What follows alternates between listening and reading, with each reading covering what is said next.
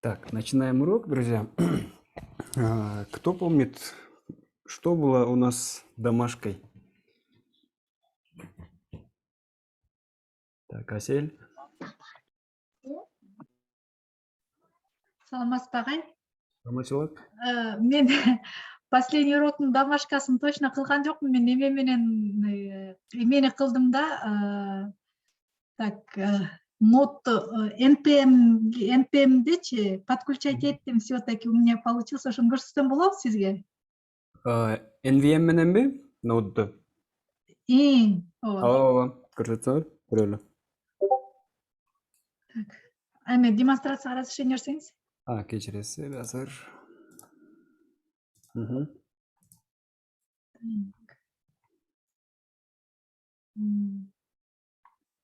Мынакей агай, мен өзүм таск жазган жокмун, бирок өзгөрттүм. Өткөндө проблемалар болуп калды эле. Ошонун баарын түшүндүм, кайсы жерден келерин.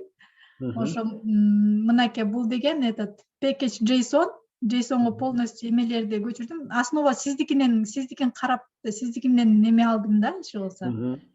Ошо мынакей бул ар бирөөсүн бири-бирден көчүрүп чыктым, бири-бирден установить эттим.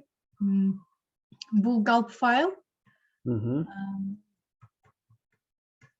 Gulp файлдан мынтип ар бирөөсүн сохранить эттим. Өзүм ошо эмнелер менен керек иштеримди. Андан кийин биринчи бул эмени эметип алдым. Бул жерден мен мындай слэш койдум. Бунусун койбосом иштебейт да, анан ушуну койсом иштеди.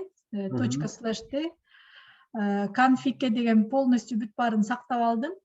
Мынакей дискке диск болсо бул кайсы жерге ушу бул файлдарды кайсы жерге жөнөтүш керек, ал путтарын көрсөттүм. Бул болсо этот обновленияны текшерип турат, полностью кайсы файлдарда эмне кыlalım. Анан азыр жаңы версиясы бул браузер синктин жаңы версиясында деген мындай create менен эметилет экен. Ошо create менен эметилгенде мондай өзүнүн немеси бар экен. Сиз деген ар бирөөсүнө бояктан ар бир тасктын ичине деген обновленияны через pipe аркылуу жазбадык белек. Бул жерден болсо сразу эле монтип жазып койсо, браузер watch ошо полностью дисктеги полностью бүт папка файлдар, ошолордун баары изменения болсо, анда браузингди обнови деп ушундай инструкция экен. Ушуну жазсам полностью эметилди. Анан HTML тасттыкы, ошо HTML мынакей браузер теги src папкадан алып диск папкага саласың дегени. Стилди стилизацияныкы, так, болсо srcден аласың, састы болсо деген мындай компрессет кылып, мындай кысасың, аны main CSS-ке конкатинировать этип кошосуң, ошо сиздикинен алып эле, ошо сиздикин карап, полностью ошо түшүнүп эметтим. JS тасттыкы дагы ошондой, мынакей. Бул Aglify деген оказывается бул ошол биякта монунун эле, ушунун эле бул JS-ке колдонуучусу экен да, кысып бири-бирине кысат. Babel болсо, оказывается бул деген эски версияга которот экен. Биз, например, бияктан let менен жазсак, ага var деп жазып берет экен. Ошо бул фонт тастты жаздым, бирок муну дагы меники бияка фонтсум чыкпай атат, папкам. Аны дагы жетишпей калдым, аны эметкенгечи. Ошо азыр пока турат. Так, бул болсо библиотекалар менен иштеген. Ошо CSS-теги библиотекадагы файлдарды алып, бул CSS библиотекада файлда, бул ошол эле config дискке стайлга жөнөтүлөт. Бул болсо JS-тики, ошо библиотекадан алып, аны деген тоже минимализировать этип, анан config диск файлга жөнөтөт. Бул болсо clean диск, бул полностью перезагрузка кылганда полностью удалить этет. Бул дисктеги папкадагы полностью файлдарды полностью дисктин ичин тазалап чыгат, анан кайра эметилет. Watch файл болсо, бул обновленияларды текшерип карап турат, кайсы жерде обновление болгонун. ошо бул болсо ошол перезагрузка кылганда ошо кайра бул бүт баарын удалить этип тазалап кайра чогултат экен. Ой, жок, чогултпайт, бул баштайт, а бул чогултат. Вот чогултканы, а бул старт, ошо баштап ар бир эмесин бирден запускать этет. Бул болсо мынакей биякта жазылган старт, запускать этилгени. Бул болсо ошо сервис деген бул постепенно по очереди, уж команда экен, по очереди пропускать биринчи стасты, андан кийин старттан кийинки анан программаны запускать этет экен. Ушундан кийин эле бул менин түшүнгөнүм боюнча watch files деген бул токтобойт, callback'i жок экен, бул без остановки иштей берет экен. Анан ошондой эле веб сервер дагы бул без остановки иштейт экен, callback'i жок да, получается-чы. Ошон үчүн булар деген, например, биз азыр бул параллельди биз жазбасак, бул параллельно иштегиле деп программа команданы жазбасак, анда деген бул watch файлга келгенде бул веб сервер иштебей калат экен да, бул без остановка тура берет экен да, ушундачы. Ошон үчүн бул экөөнү галп параллель деп жазып, кашанын ичинде ушу экөөнү жазса, анан экөө параллельно иштейт экен да. Ошол. Ушунда анан по-быстренькому эме жанакы слайд өткөн сабакта жасадык го, ошону эле бияка эметип койгом. Азыр, например, так, бояктан чыгалык. Чыгып, бул дискти удалить этсек полностью.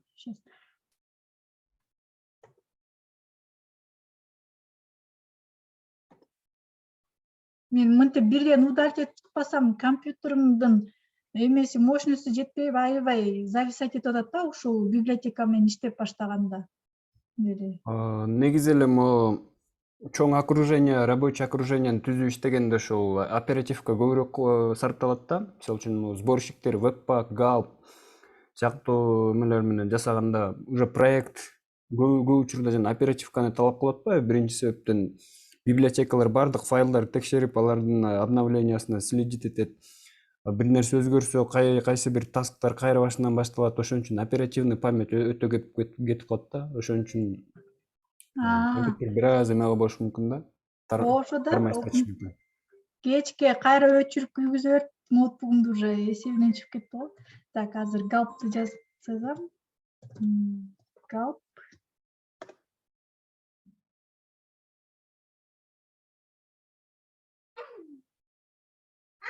Айнура сурап атат, ушуну D дискке көчүрсө болобу деп. Любой дискке көчүрсө болот, достор. Себеби дегенде биз Gulp менен мисалы үчүн бир таск собирать этип, бир проект собирать этип атсак, биздеги эң башкы жанагы корневой папкабыз, мисалы үчүн бир папканы создавать этип, ичинде нод модульстарды бүт установка кылып атпайбызбы? Ал уже өзүнчө окружение болуп калат да. Ал папканы алып эле C дискпи, D дискпи любой жерге көтөрүп эле, ошол жерден которуп эле, ошол жерден иштеп берсе болот да, запускать этип берсе болот. Эң башкысы Gulp өзү жана CLI установка болуш керек. Анан Node.js бирок компьютерде как программа катары сөзсүз установка болуш керек. Мынакей ушу иштеди. Анан мен бияктан кайсыл жерим иштебей атат, бул images жакшы иштебей атат, ошо дагы жетишпей калдым. Анан дагы Image таскта караганда мен ушул ичиндеги жана библиотекалардан кайсы бир библиотека уже по умолчанию поставка болбой калыптыр да, по-моему, болуп экен да. Images мен по умолчанию болбой калыптыр, мен аны көчүрдүм. Ошо бир эме бар болчу. Ошо нюанстар бар болчу. Өткөндө билесиңерби, мен SAS-ты дагы установка кылганда, мисалы үчүн Gulp SAS-тын ичинде меники эски вариантымда SAS сразу компиляция болчу. Кийинкисинде кайра перезаписывать эткенде ошол SAS-ты дополнительно дагы өзүнчө установка кылганбыз да. Ошондой бир аз өзгөрүүлөр бар экен да. Ошол экинин текшерип коюш керек да. Ушунусун кылдым, анан по-любому дагы разбираться этиш керек окшойт. Мен мындай кылып да жазып көрдүм, муну да сиздикин да коюп көрдүм, анан дагы, наверное, дагы окуш керек окшойт. Жакшы, бирок азаматсыз Асель. Рахмат сизге дагы, агай. Азаматсыздар. Отличная работа. Так, давайте пойдем дальше. Багдалет. Болот. Вот это. Сен агайти веб-пакты дагы анан галпты да өткөздүм ярымга. Мгм. Азыр могу галп. Азыр Мгм. ярымды биринчи компьютерге установка кылдым, андан кийин package log бар эмес, бир аны да деп калдым. Анткени ал Мгм. npm'дики экен да. Мгм. Ярым init install дегенде өзүнүн log файлын таза айтып өткөн. Мгм. Жака деген ошондо npm деп коштум. Азыр ярым болуп калган да. Мгм. Азыр галп деп жазсак. Меники да ошо имейдж менен иштебей атканда эмне болуп десе поддержка болгончо азыр галп файл иштеп атат. Жакшы. Галп ошол оңой эле болчу экен, анан ушу имейдж менен да чечип албай эле 2-3 күнүн бери кыйналып аткам да. Так баары оңой эле экен галпчы. Ооба. Веб-пак бул деле ошондой болду. Жактан деле блокту да деп калдым. Мгм. Веб-пак кылганда мага ярым ярымдын жакшы жери эметкен, установка аябай бар экен да. Ооба. Ярым старт. Мурда бир пакетти көчүргөндө 1 секундда 20 миллисекундда көчүрүп аткан npm. Мгм. Ярым менен где-то 39-38 секундада көчүрдү да. Мгм. Установка алганда да мындай аябай бат көчүрөт экен да. Ооба. Мисалы үчүн могуну көчүрсөк, өзүнүкү дагы көчүргөндө башкача болот экен. Мындай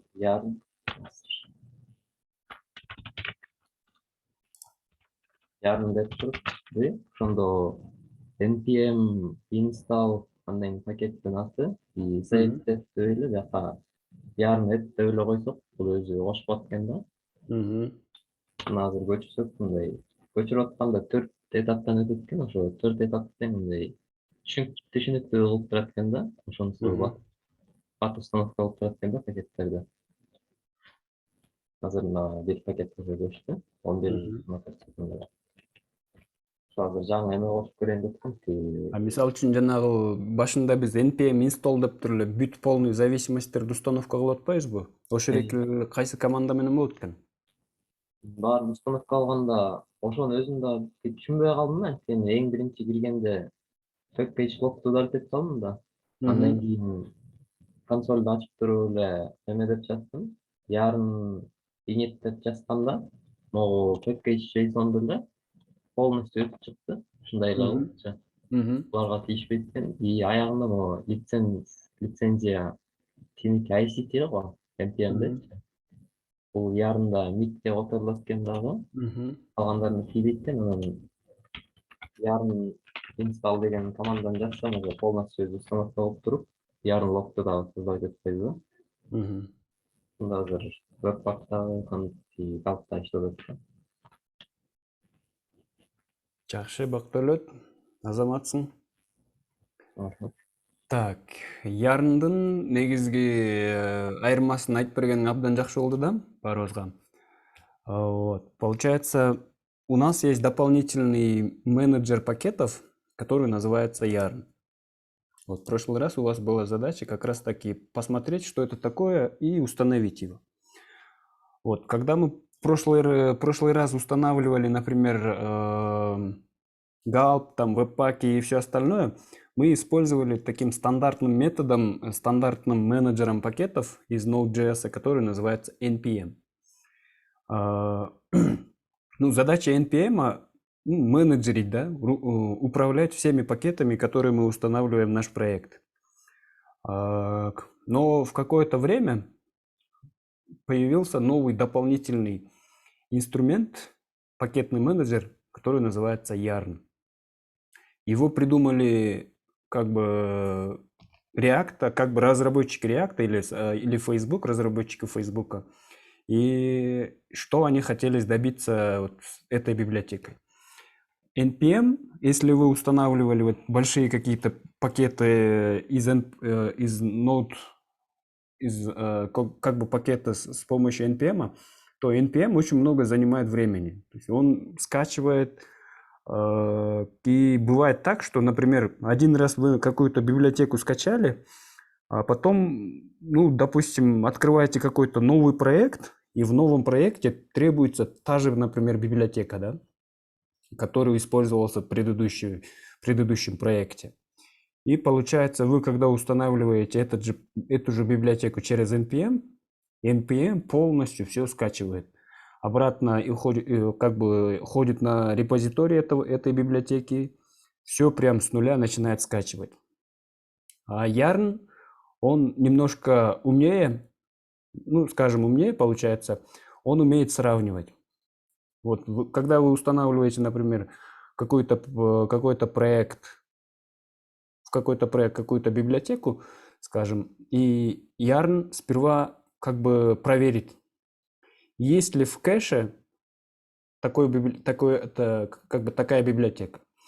Если есть, Yarn начнет сравнивать с удаленным репозиторием, а есть ли там разница. То есть если мы устанавливаем какую-то определенную версию там через собачку, да, то тогда Yarn явно будет это искать у нас в компьютере, потом его установит.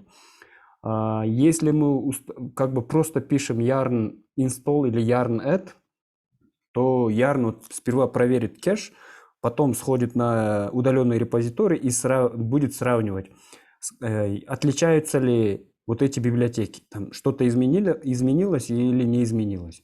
И получается, если ничего не изменилось, то Yarn быстренько берет из нашей уже из кэша, да, из локального компьютера и устанавливает этот пакет.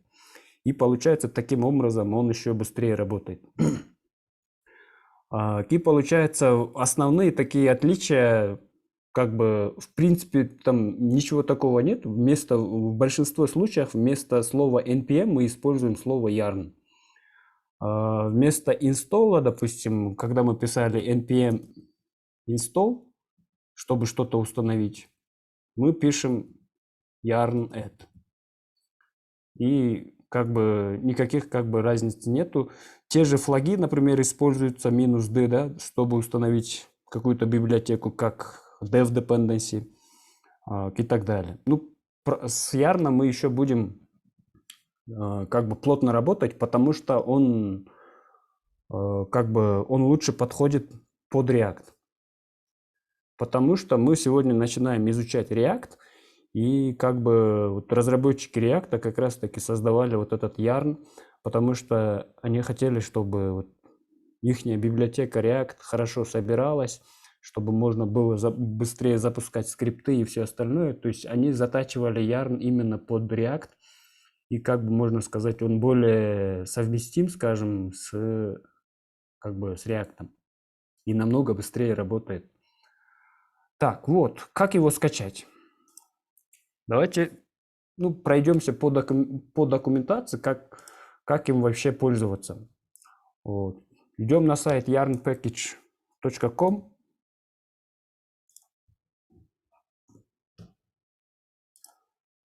И прежде чем начать свою как бы установку Yarn в терминале, мы сперва должны узнать, какая у нас стоит версия там ноды.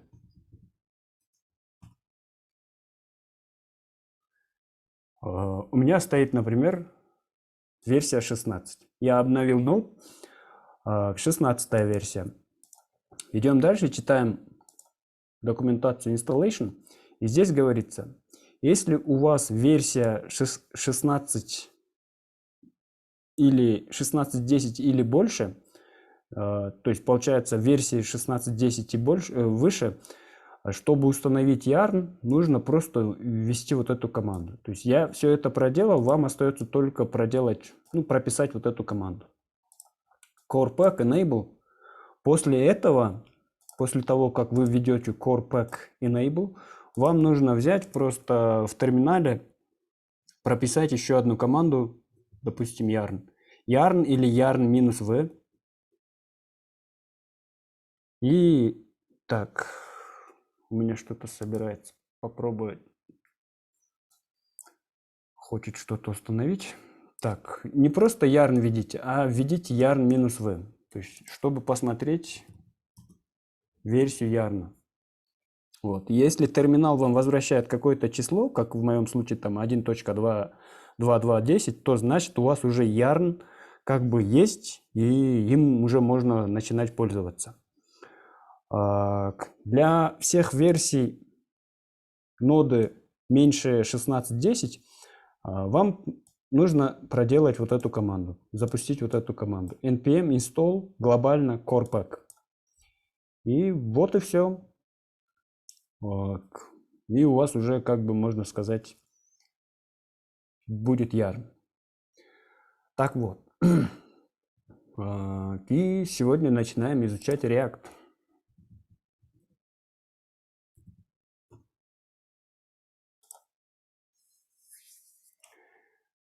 Ну, если вы интересовались React, вы наверняка уже знаете, что это за библиотека. То есть это библиотека, которая была создана для создания пользовательских интерфейсов, именно фронтендной части. На нем очень удобно писать фронтенд, юзер-интерфейсы, да, веб-приложений.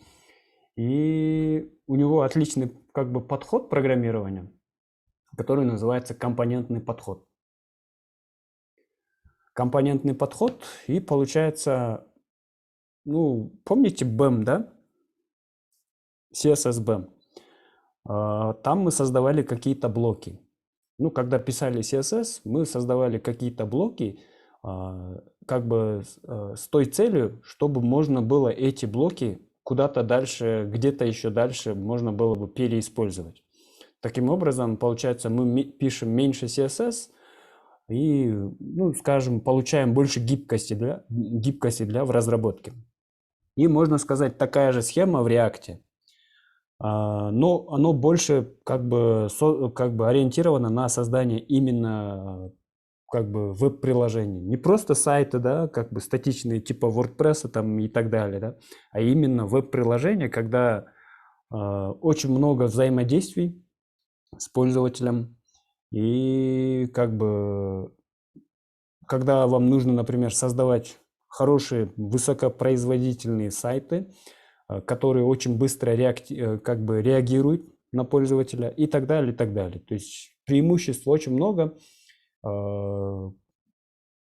Можно как бы познакомиться и посмотреть, ну, какие-то теорию, да, что для чего этот React был создан. Мы, конечно, на это время тратить не будем, и сразу же как бы посмотрим, да, для чего вообще был создан этот React, чтобы, ну, как бы почувствовать его, да. Вот, если мы пойдем вот на этот сайт, это раздел документации React. Здесь есть как бы раздел, где можно попробовать этот React. Не устанавливая ничего, просто как бы посмотреть, как это работает. Вот. Здесь есть вот раздел Create a new React App, и есть ссылка на скачивание Simple HTML Page with Script Text. То есть React может дать нам готовый HTML файл, где уже будут подключены все скрипты, и мы можем попробовать его. Переходим вот по предыдущей ссылке, получается Simple HTML Page with Scripts. Кликаем сюда, и здесь в разделе Add React in 1 minute скачиваем Download the full example. Так, давайте я его скачаю и...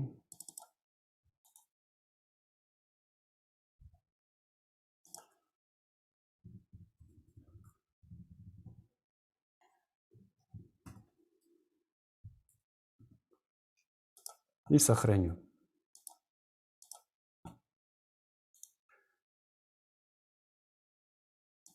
Распакуем скачанный архив. Здесь будет индекс HTML и все остальное. Так, дальше же есть еще, по-моему, еще один была версия.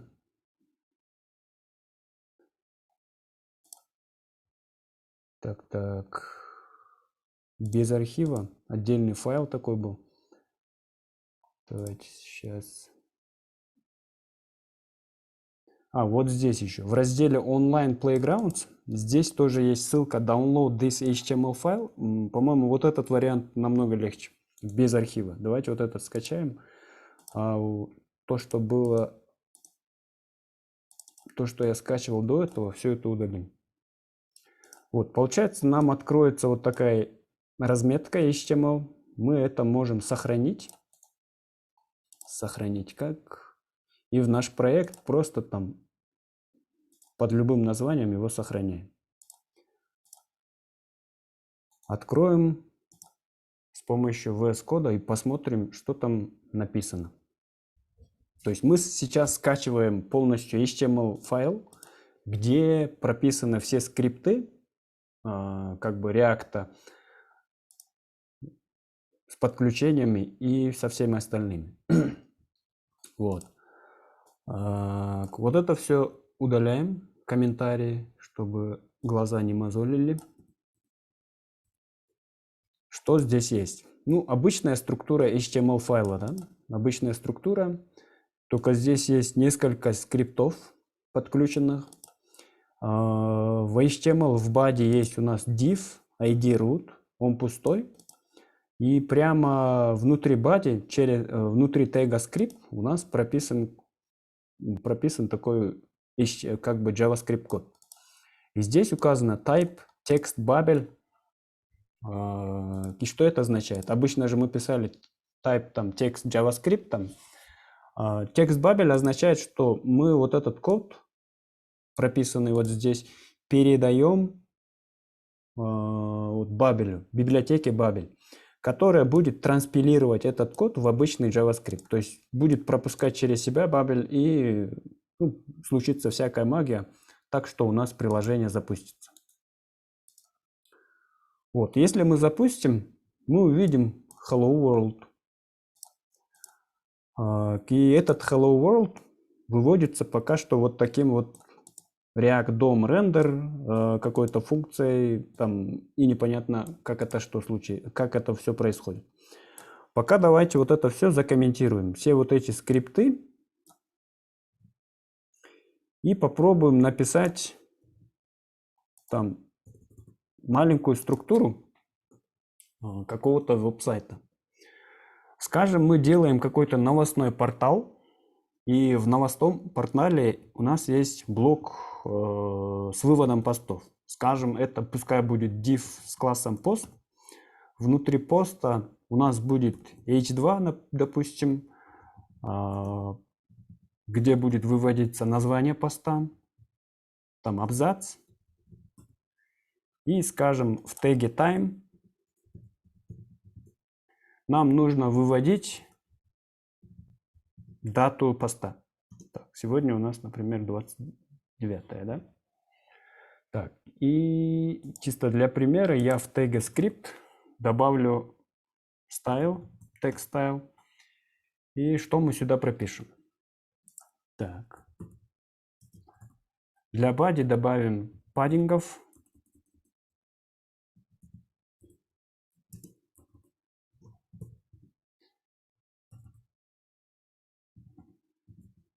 Для поста добавим, что у него будет ширина 25%, что посты будут float left,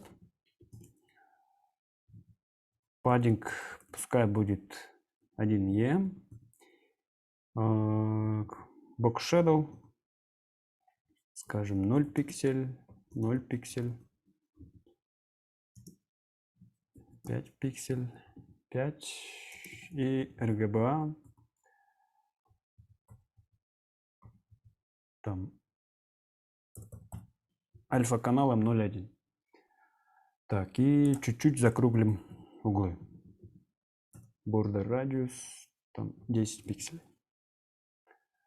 Вот. И добавим отступа между постами, поскольку мы будем добавлять больше постов. И margin слева добавим отступ в 1 EM. Так, код уже запущен. Смотрите, получается, вот у нас есть некий такой блок post title. Ну, скажем, это какой-то кусочек новостного портала. Вот.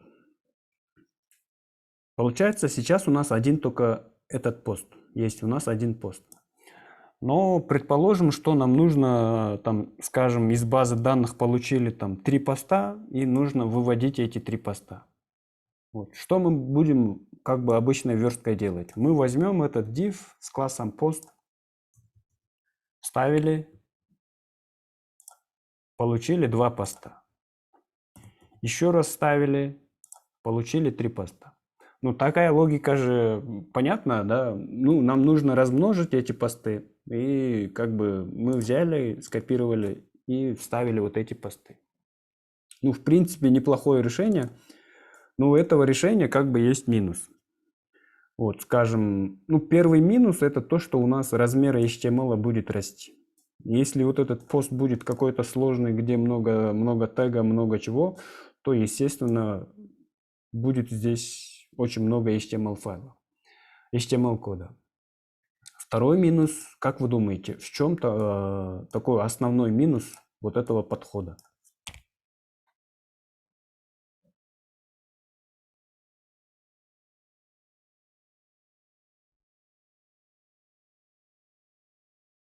Ну, скажем, повторение, пускай, ну, даже скажу, повторение это даже не самое страшное в этой работе.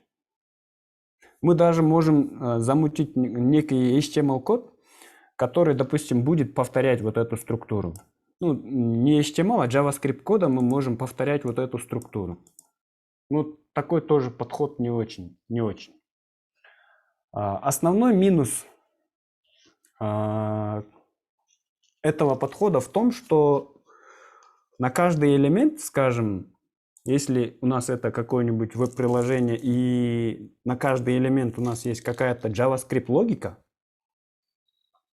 то если что-то меняется в одном файле, да, то мы меняем это везде. Ну, скажем, пускай даже не будем затрагивать, например, JavaScript-овую часть, именно там, если нужно поменять структуру, скажем, вот здесь, допустим, в теге EM, скажем, нужно добавить автора.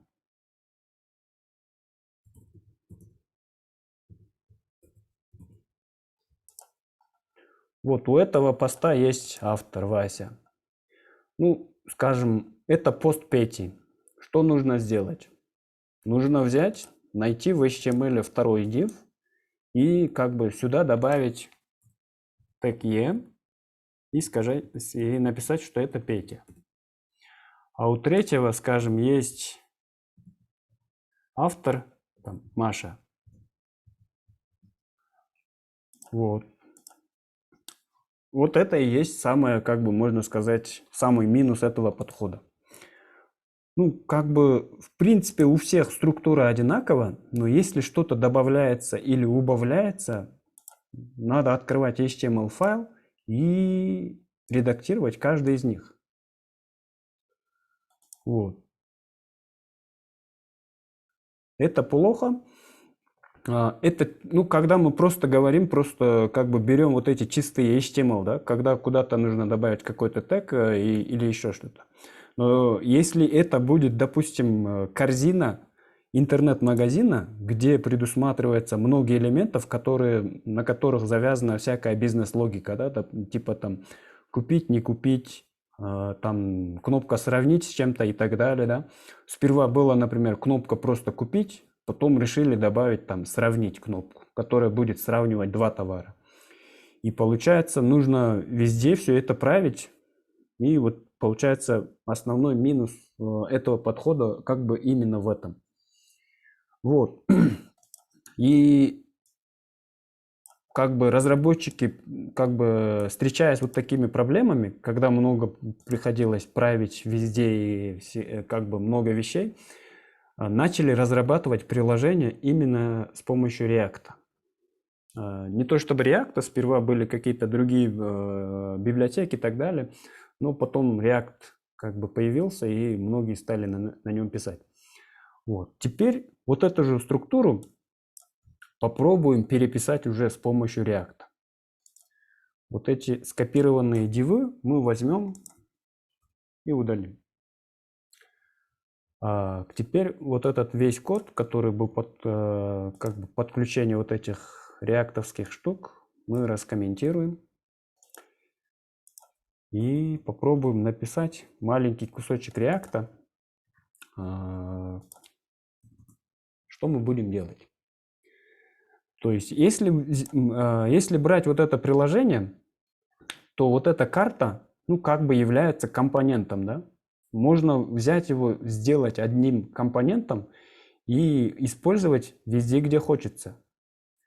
И как бы используя, ну, как бы React именно как бы наточен под это.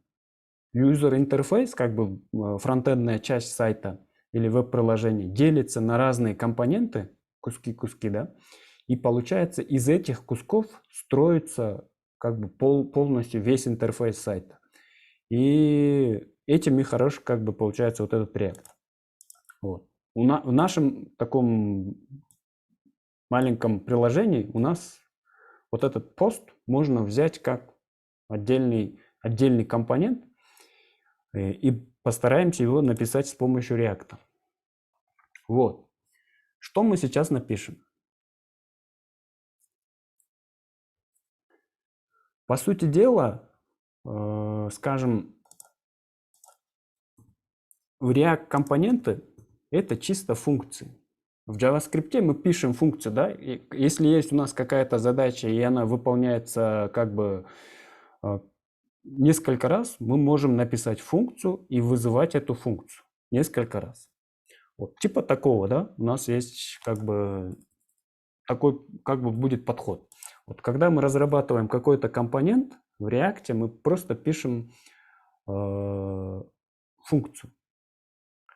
Возьмем эту функцию и вот где у нас вот до React, рендера и всего остального, вот здесь определим такую функцию. Скажем, назовем это function там post. Если мы пишем функциональный компонент, всегда нужно писать вот название функции с большой буквы. Ну, про это мы тоже поговорим в будущем.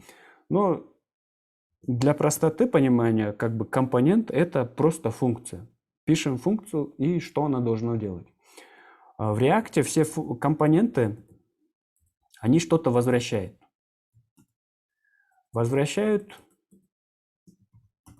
Что оно будет возвращать? Эта функция, по сути дела, будет возвращать вот эту разметку. То есть мы всю структуру из HTML забираем и пишем внутри нашей функции в возврате. Return, вот div класс post и все остальное. Но заметьте, сейчас я просто взял вот эту разметку и вставил внутрь JavaScript функции. А в JavaScript слово класс как бы зарезервировано, да, для того, чтобы где-то объявлять, например, класс. Да? Скажем, нам нужно объявить класс, там, user, мы используем слово класс user. То есть чисто объектно-ориентированный как бы подход, да, чтобы если мы хотим создать класс, мы должны использовать слово класс. Поэтому в React, ну как бы в синтаксисе JSX слово класс заменяется на class name. Ну, чтобы не было конфликта, да. Вот, class name и задали ему класс post. Вот, смотрите, теперь, если это как бы компонент просто JavaScript-овая функция, то у функции могут быть параметры, да. А в React компонентах эти аргументы или параметры называются пропсами. Я называю их это props, и получается, что мы сделаем. То есть, когда будет вызываться вот эта функция в post, здесь могут быть какие-то пропсы или, скажем, аргументы, да, передаваться сюда. И вот эти аргументы можно взять и сюда, например, в названии где-то что-то поменять. Ну, props в данном случае будет выступать как объектом. И, скажем, у объекта props будет ключ title, куда мы будем класть название поста, да. А вот этот жестко закодированный код мы возьмем и напишем, что это мы как бы обращаемся к пропсам, объекту props, и оттуда вытаскиваем, например, description. Ну, пока давайте вот это имя уберем и скажем, что нужно здесь выводить дату. Функцию написали, и получается, ну, вот этот код вроде бы как выглядит как HTML. На самом деле это не HTML, а называется JSX. Это как бы расширение JavaScript, где вот можно писать вот теги, да, типа тегов, и потом их как бы рендерить. Вот. Что мы теперь сделаем? Вот. Мы обращаемся теперь React DOM. То есть React поставляется с двумя библиотеками. Один это React, он сам. И есть, внутри у него есть еще одна библиотека, которая называется React DOM. React DOM это то, что отвечает за вот этот рендер DOM элементов. Ну, типа DOM элементов. В React как бы есть свой DOM элемент. В нативном JavaScript мы его как бы изучили, что там есть DOM, да. И наподобие как бы нативного или браузерного API DOM React рендерит, может генерировать похожий на этот как бы DOM элемент, DOM структуру. И за всю эту логику отвечает библиотека React DOM. Вот у него есть метод render, и в этот render, смотрите, сейчас первым аргументом сюда передан тег h1 hello world, а вторым аргументом передается тот элемент, внутри которого нужно рендерить вот этот первый аргумент. Да? Получается вот документ get element by id root, вот эта строчка кода ищет у нас в разметке корневой элемент, у которого есть класс root, и в этот div вставляет вот этот тег h1. Поэтому мы вот здесь вот видим вот этот hello world. Сейчас у нас исчезла вот эта карточка, да, пост. И получается вместо тега h1 мы сюда можем передать наш пост. Наш пост уже в виде как React компонента. Поскольку мы создали уже функциональный компонент, когда мы будем вызывать вот эту функцию, мы не будем вызывать его, как обычно принято в JavaScript. Мы будем его вызывать, скажем, как HTML тег. Мы напишем обычную такую структуру для HTML подобного, да, когда у нас есть угловые скобки, и внутри мы пишем название функции. И поскольку у нас функция только одна, внутри себя ничего не содержит, мы закрываем его вот таким образом. То есть одинарные теги, помните, из XML подобных языков, они закрываются вот таким образом. И как бы я здесь как бы использую типа тег, но в этом случае, как бы, когда я вызываю вот таким образом компонент, React знает, что это уже компонент и будет обращаться к функции, которая называется post. Вот. Если бы я написал бы вот просто с маленькой буквы post, React воспринял бы это как простой HTML тег. Я хочу, чтобы React воспринимал это как React компонент, поэтому мы обязательно должны указать наш компонент именно с большой буквы, когда объявляли его и когда его как бы используем. Вот таким образом. И получается вот у нас функция, и у этой функции есть пропсы, да? Вот те же как бы параметры. И как мы можем сюда сейчас, когда обращаемся к компоненту, сюда передать вот эти все параметры, аргументы, да? Вот. В разметке, не то чтобы в разметке, когда я описывал функцию, я сказал, что у этого, class name будем не трогать, это просто как бы div, да? А внутри вот здесь как бы, скажем, автоматически генерируемый контент, да? И здесь я указал ключ title.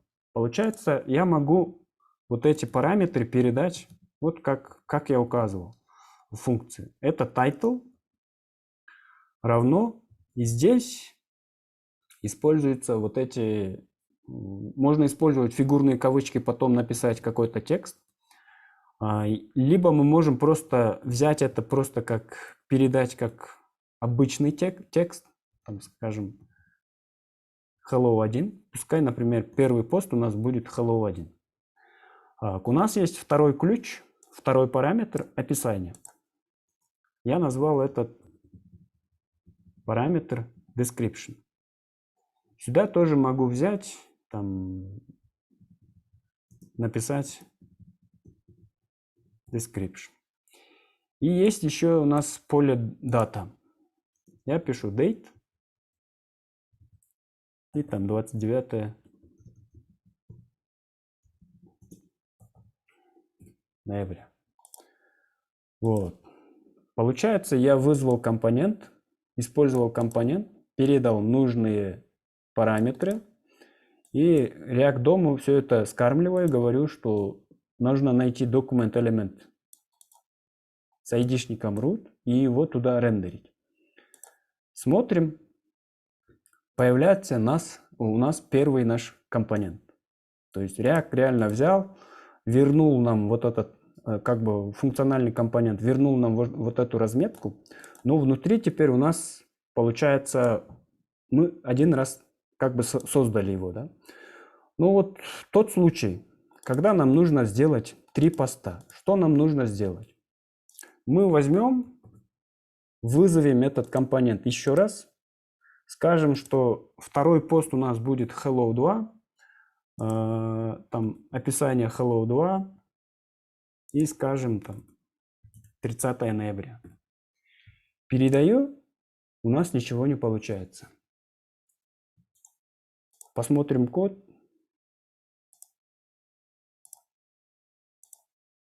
В консоли куча ошибок. Куча ошибок связана с тем, что метод render, вот этот, он принимает только один корневой элемент. То есть, смотрите, сейчас, когда я передаю методу render 2 поста, и как бы React уже вызывает теперь ошибку. И в метод render, получается, нужно передать только один какой-нибудь корневой элемент. Это может быть просто div.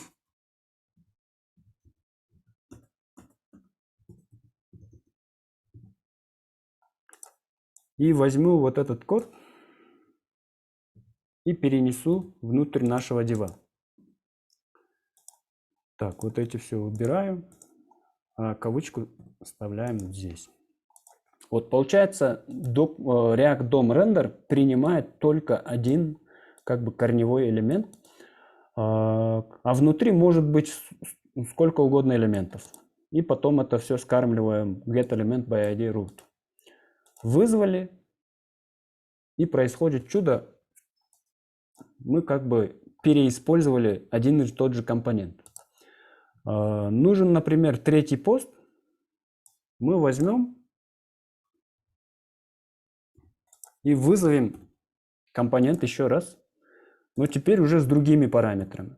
Это будет hello 3, и скажем, например, дата будет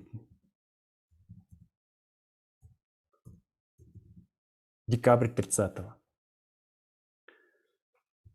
Сохраняемся и получаем уже третий элемент. Вот. И вот теперь как раз таки вопрос, нужно ли обязательно создавать контейнер. Вот здесь, да, когда вызываем элемент DOM рендера, как бы когда мы передаем методу render вот эти все наши компоненты. На самом деле нет. Если по разметке посмотреть, вот, поинспектировать код, смотрите, что у нас случилось. Вот у нас div ID root, внутри создался div, и внутри div с классом post, то, что мы указывали внутри функцию, да, все это прописали, все это генерируется. Но что если по разметке, например, по написанию стилей, вот этот div нам излишен, и зачем его сюда вставлять? Вот. В таких случаях, допустим, если нам не нужна какая-то обертка, мы можем использовать таким синтаксисом, который называется фрагмент. Фрагмент — это когда мы просто пишем угловые скобки, то есть угловые скобки открыли, закрыли, и его тоже закрыли вот таким образом. То есть угловые скобки только внутри слэш. Это в JSX называется фрагмент.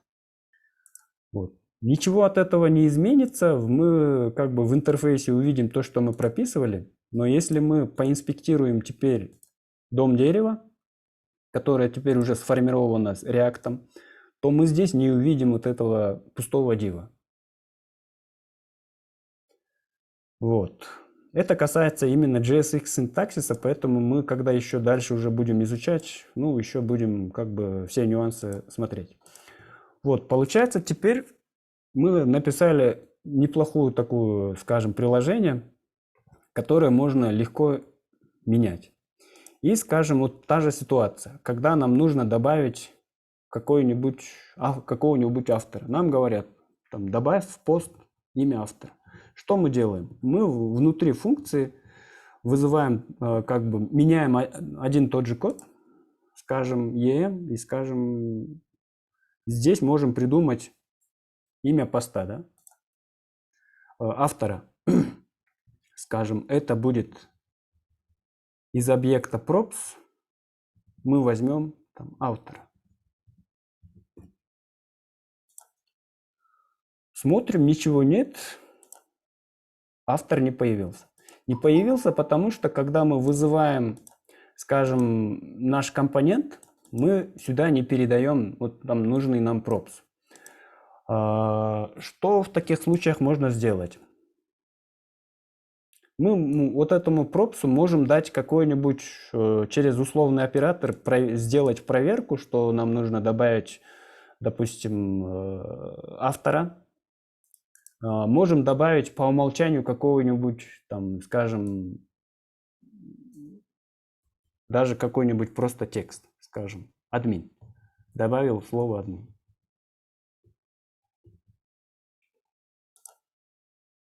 И смотрите, по умолчанию здесь будет админ, но потом через if-else мы что-то можем проверить, да? Но это будет сейчас уже более сложная такая логика, но это можно будет сделать.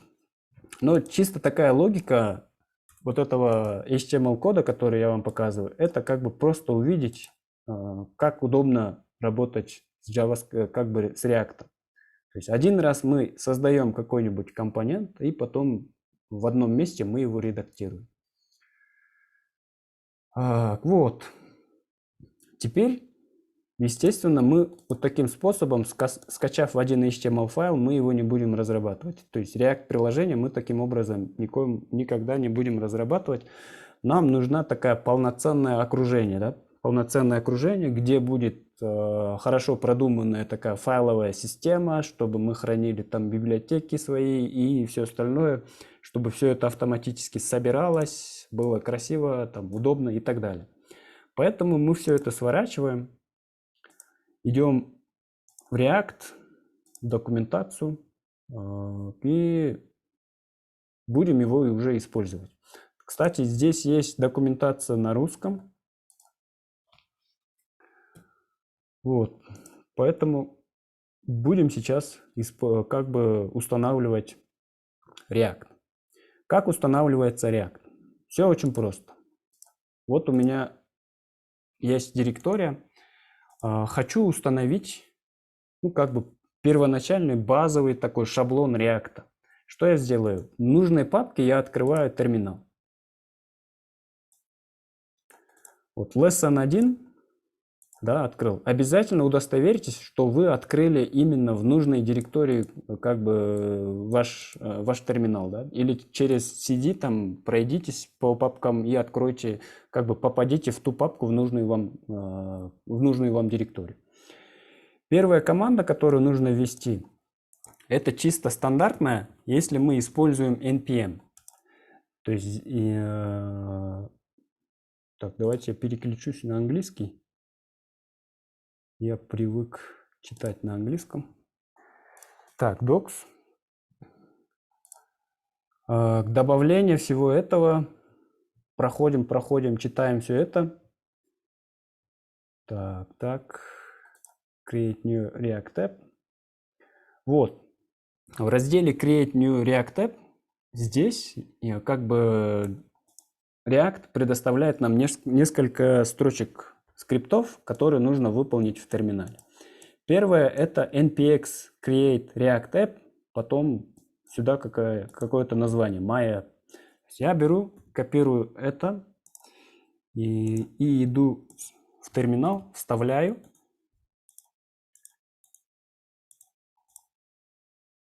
Так, давайте напишу npx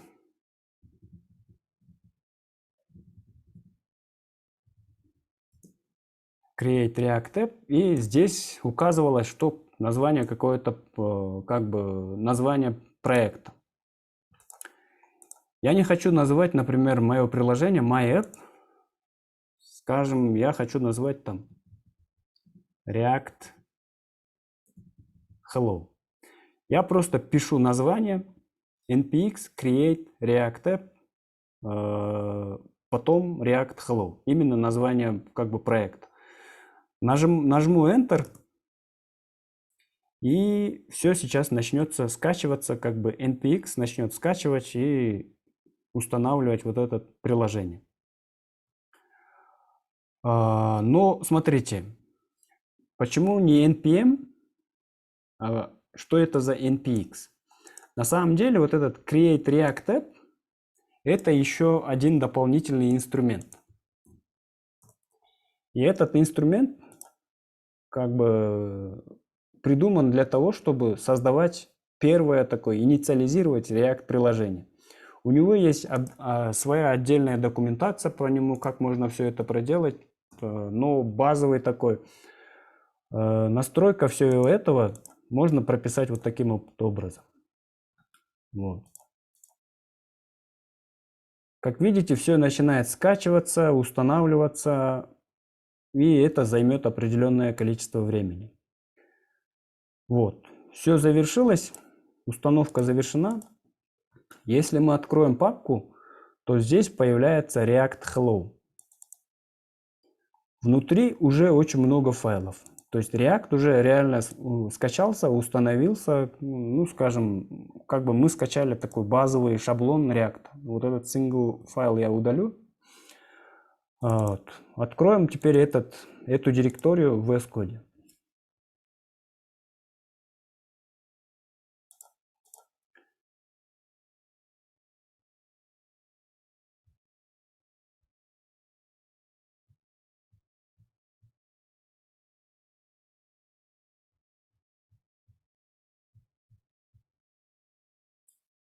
Вот, теперь полностью вся установка завершена. Установка завершается сообщением Happy Hacking. Но до этого нам терминал сообщает некие команды. Запусти yarn start, yarn build и так далее. То есть у меня есть yarn, и по умолчанию как бы React говорит, что запусти вот эту команду yarn start, yarn build. Вместо yarn я могу использовать там тот же npm. Но это, ну как бы это не суть, да. Попробуем теперь вот запустить установленное приложение. Теперь уже внутри VS Code я открываю терминал и пишу команду там npm start. То есть вместо слова yarn использую стандартный такой пакетный менеджер npm start. Нажимаю Enter. Теперь уже Node.js или npm он будет запускать React приложение.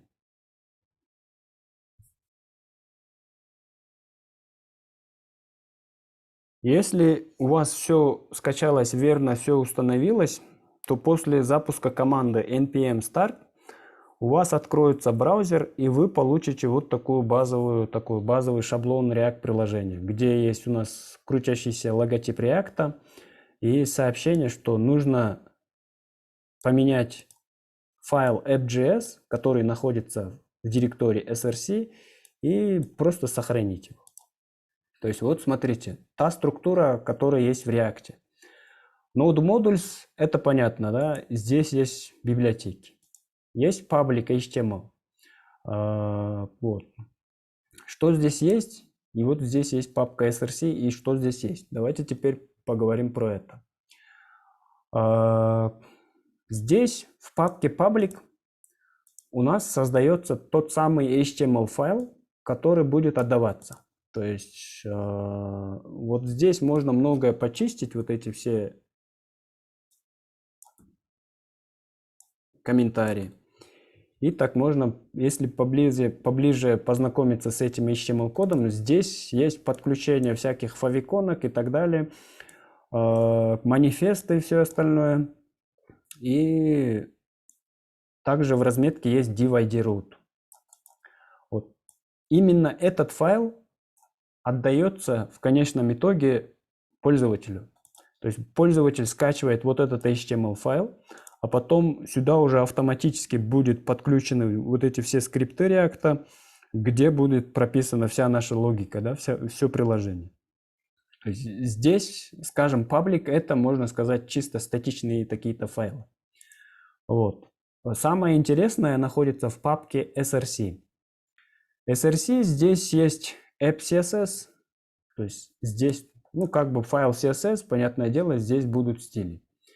App.js — это, скажем, приложение, главное такое приложение. Именно в Web.js у нас будет собираться все наши компоненты. Не только Web.js еще. Есть файл app.test.js. Это для тестов, чтобы можно было автоматически тестить какие-то компоненты и приложения и так далее. Есть index.css, здесь тоже стили. Есть index.js. Это, скажем, точка входа в приложение. И смотрите здесь что. Здесь всякие импорты и та логика, которая была у нас в предыдущем примере. Да? Когда у нас был HTML, мы с помощью метода React-DOM-render куда-то что-то как бы рендерили, да? И вот этот рендер у нас в React-приложении, в полноценном React-приложении рендерится в файле index.js. Здесь есть какие-то компоненты, еще тоже непонятно, мы это тоже все будем разбирать. Есть логотип, лого SVG, тот самый, который крутится сейчас в браузере. Здесь есть всякие Report Web Vitals, связанные с статистикой для отслеживания производительности сайта и так далее. Здесь есть Setup Test.js, где тоже можно как бы прописывать вот эти тесты. Есть стандартный git-ignore. Смотрите, что здесь игнорится. Node-модульсы, всякие ненужные файлы. Есть знакомый уже package.json. И смотрите, здесь как бы все стандартно идет, но здесь есть раздел скрипты. Скрипты — это именно то, что как бы мы прописываем вот здесь в терминале. Да? npm start, как бы скрипт npm start запускает наше приложение. И оно обращается уже к отдельной библиотеке React Scripts. Вот React Script у нас висит в dependencies, да? И этот React Script запускает некую команду start. Есть у нас build для конечной сборки команды. То есть мы можем написать просто в терминале npm build, и у нас проект соберется. Для выполнения тестов у нас есть npm test и npm eject. Это полностью извлечение проекта. Мы про это тоже поговорим в будущем. Есть настройки поля ESLint config, если есть какие-то линтеры и все остальное. И здесь, смотрите, уже браузер-листы, все вот эти нужные параметры для как бы добавления всяких префиксов и так далее и всего. У нас есть отдельные поля браузер-листа. То есть у аутопрефиксера и всего остального есть как бы вот этим библиотекам можно отдельно передавать список браузеров, под которые мы ориентируемся, да? И это прописано уже в package.json. Браузер-лист в продакшн режиме у нас будет вот больше 2%, которые не умерли там и так далее. Для development режима у нас как бы браузер-лист таков, что последняя версия Chrome, последняя версия Firefox и последняя версия Safari и так далее. Есть стандартный readme файл и есть yarn log. Вот получается, вот таким образом устанавливается как бы базовый шаблон React приложения. И дальше как мы будем двигаться. То есть у нас приложение говорило, что попробуй открой app.js и что-то там измени. Вот откроем app.js. И здесь, как мы видим, это такая же функция, да, которую мы ранее написали. То есть это функция компонент app. Оно возвращает div с классом app, что у него есть header, и сюда вставлен тег img, src, лого и все вот это остальное. Лого импортировано. Вот этот лого svg сразу же импортировано уже в JavaScript файл, и его используют вот здесь. Да? То есть получается у тега img есть src, и этому src передан как бы параметр логотип, который импортирован, и все остальное. Давайте попробуем удалить вот этот логотип. И вот этот абзац поменяем на h1.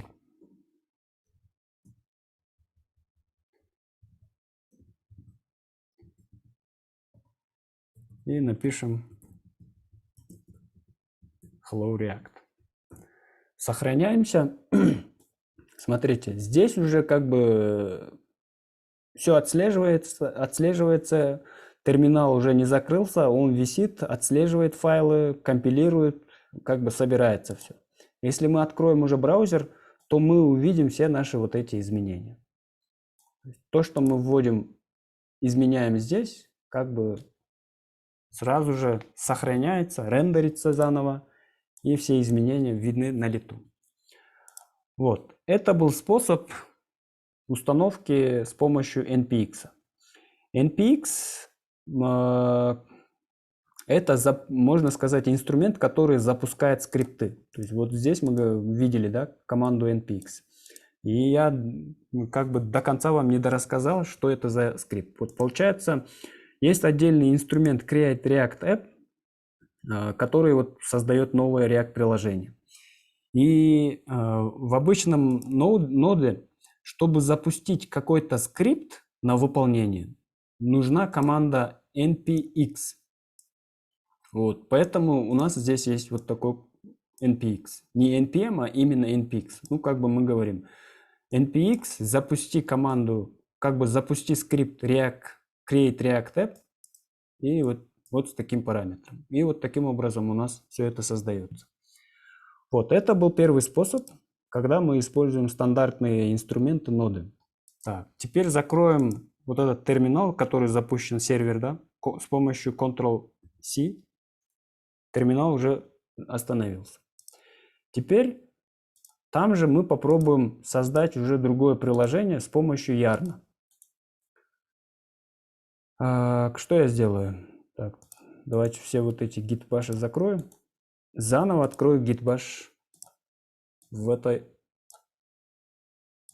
этом окне. Теперь установим React, такой же базовый шаблон уже с помощью Yarn. Все очень просто. Мы пишем просто команду yarn, обращаемся к yarn и пишем create. Теперь здесь уже синтаксис чуть-чуть отличается. Мы пишем слово create, потом React App, и потом пишем уже название файла. React Hello 2 напишу. Вот. Как запускается React приложение, создается React приложение с помощью Yarn, здесь тоже в документации можно все это прочитать. Вот. Для быстрого старта вот npx. Если у вас есть Yarn, говорит, вот через Yarn запускаете вот такую команду. Yarn create React App там, и название. Да? То, что я сейчас и прописал. Вот. Теперь нажму Enter. И вы заметите, насколько быстро Yarn собирает первое React приложение.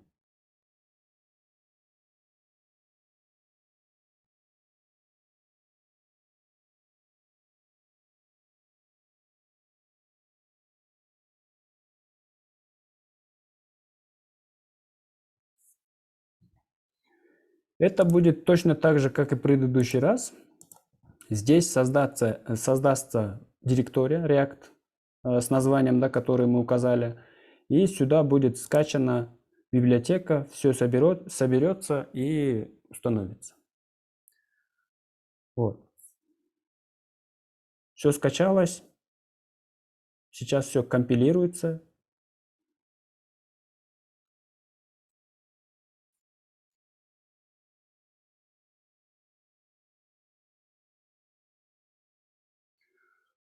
Да, в основном разница в скорости скачивания и в скорости компиляции и собирания проекта.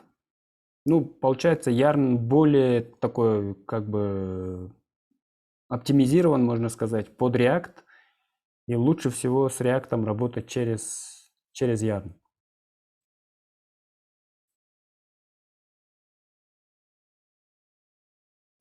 Все скачалось.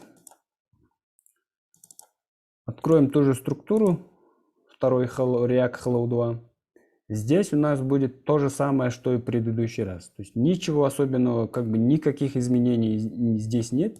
Тот же паблик с теми же файлами, тот же SRC, тот же набор файлов и все остальное. И здесь теперь попробуем запустить те же команды. Теперь уже обращаемся к Yarn, не npm, а Yarn, и говорим Yarn Start.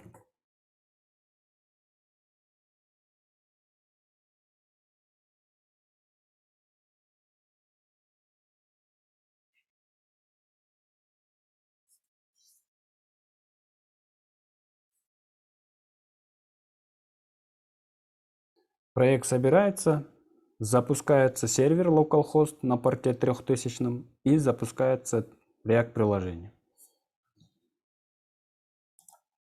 Все остальное давайте закроем.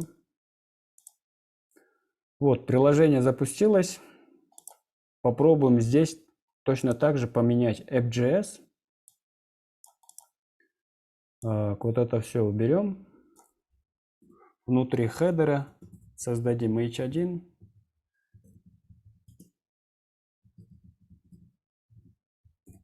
Сохранились. Смотрим. Вот наше React приложение. Вот. Все ли понятно по установке?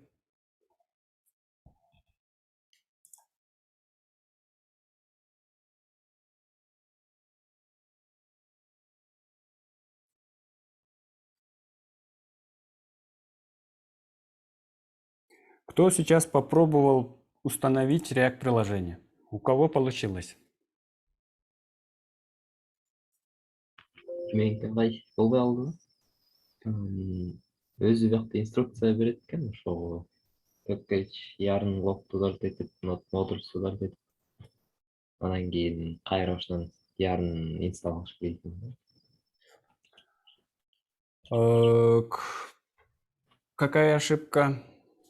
Совершенно көрүнсө. Көрөлү.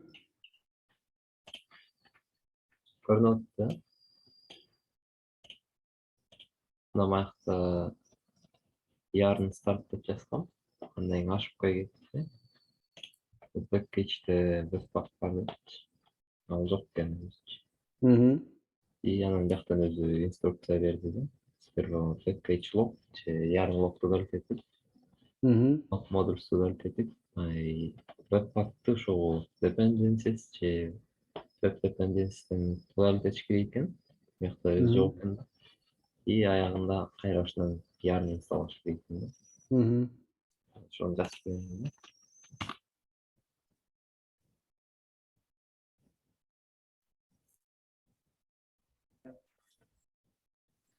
Могу Бакдөөлөттүкүн карасаңыз, агай, SRC папкасында Yarn деген чыккан жок файл. Сизде чыкты. Менде да Yarn деген чыккан жок да. Ал аягында ошо сборка болгондо чыгыш керек негизи. Yarn logбу, установка болуп Да. Сиздинкинде бар болчу, меникинде жок болчу, Бакдөөлөттө да жок экен. Меники Экинчи Yarn create дагы меники болбой атат. yarn чыккан меникичи. Жаңы эле өзүм удалып кайра ошонун install кылып атам да азыр.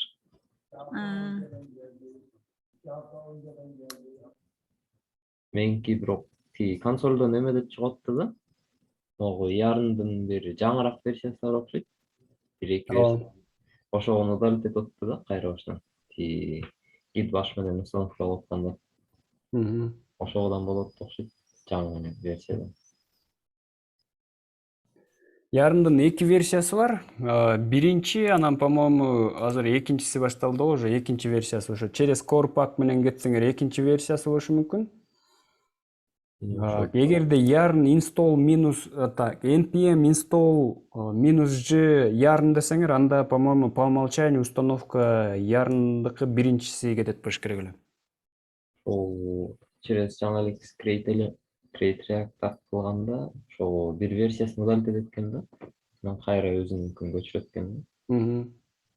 Ага, это ты через Yarn, чтобы это скачать. Сперва надо Yarn установить, да? Да, да.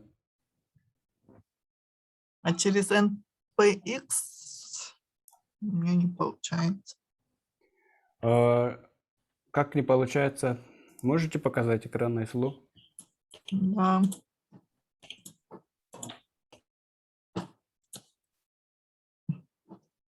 Вот так копирую. Вот lesson 1. Тут я git bash открываю, вставляю.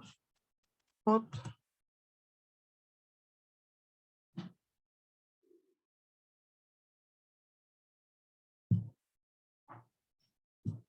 Анан ушинтип туруп калат го. Скачивается. Это зависит от скорости интернета. Скорости. Да. Саламатсызбы агай. Саламатчылык. Могу интернет жай болсо да ушинтип кечке качать этип алышым мүмкүнбү? Ооба. Анткени меники ошо орто жеринен OK to proceed дегенде yes дегенде баш керек экен да. Анда Ана кайра ошону басамбы? Кайра токтоп калды да.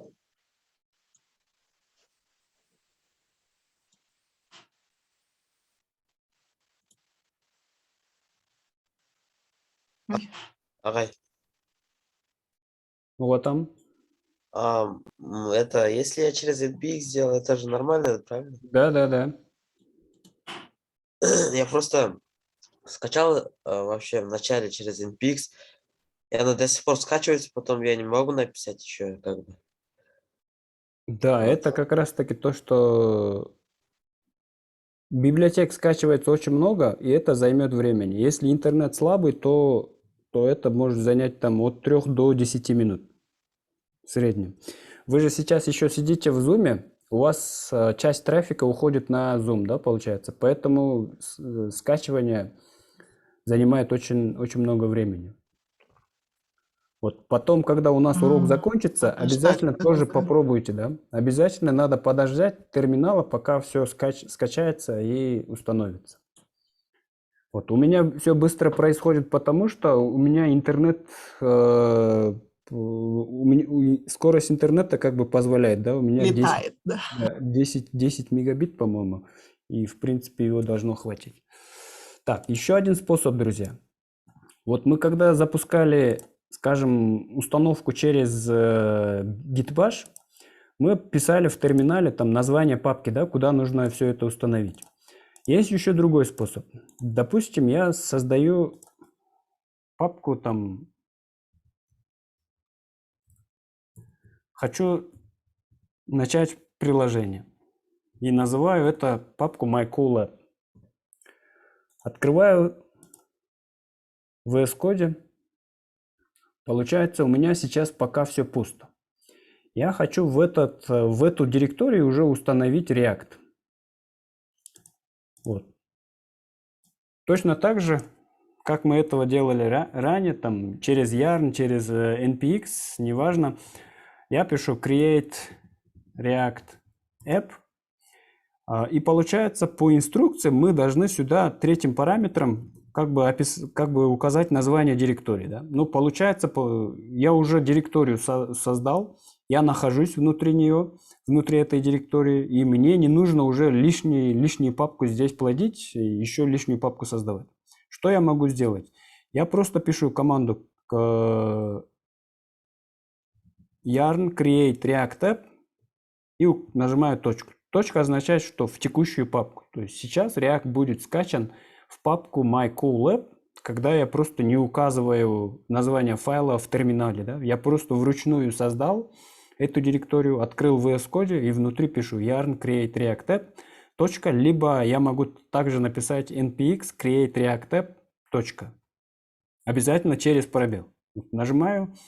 Теперь внутри папки myCoolLab будет скачан React, и там уже будет собрано первое React приложение. Можно как бы визуально смотреть, как все это постепенно как бы проходит. Да? Сперва создается package.json, yarn log, создается node modules и начинается скачивание всех вот этих библиотек, которые нужны первичному React.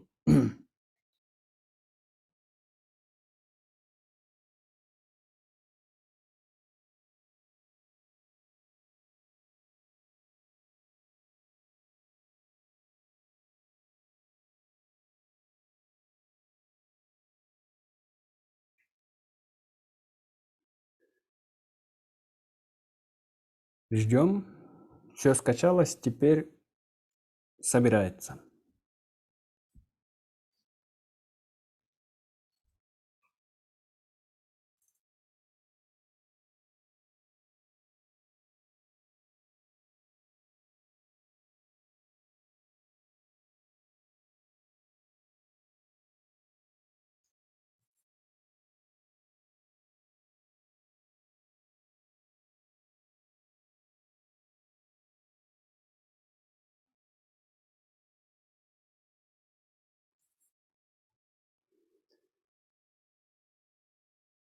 Так, это вот получается третий способ запуска. Ну, это тоже как бы не прям какое-то новое чудо, да. Просто мы здесь, получается, сперва создали директорию, а потом внутри него уже устанавливаем сам React.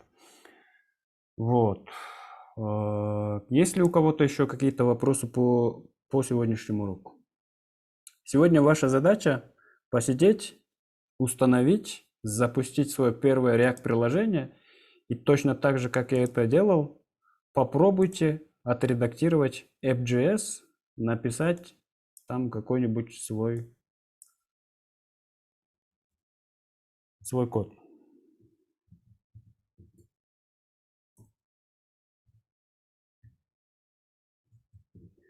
Вот, установили, что-то поменяли, запускаем сервер yarn start. И я вам сейчас покажу, если вы хотите покопаться прям в React, как React собирает, какие у него настройки веб-пака, чтобы как он веб-пак встроен в этот React и все остальное, то что вы можете сделать?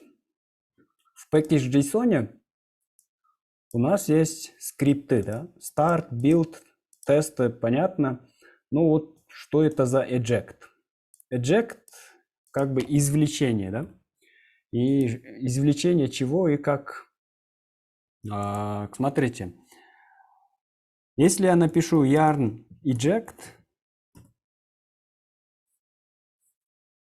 он спросит, это необратимый процесс, хочешь ли ты этого? Вот видите, терминал спрашивает. Я говорю yes. Так, еще раз. Yarn eject.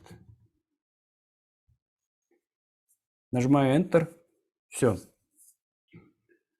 Еще раз. Yarn eject.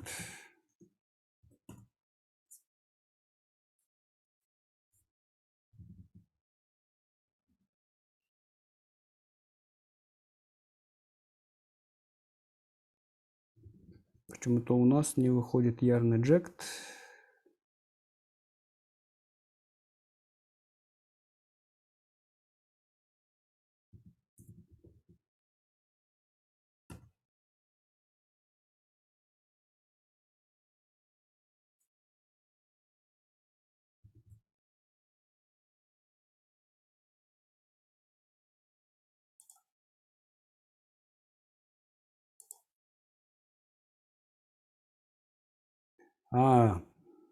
у нас ругается на этот git. Так, давайте я вот этот git удалю, потому что сюда устанавливается сразу этот git. Git не дает сделать eject, потому что он отслеживает.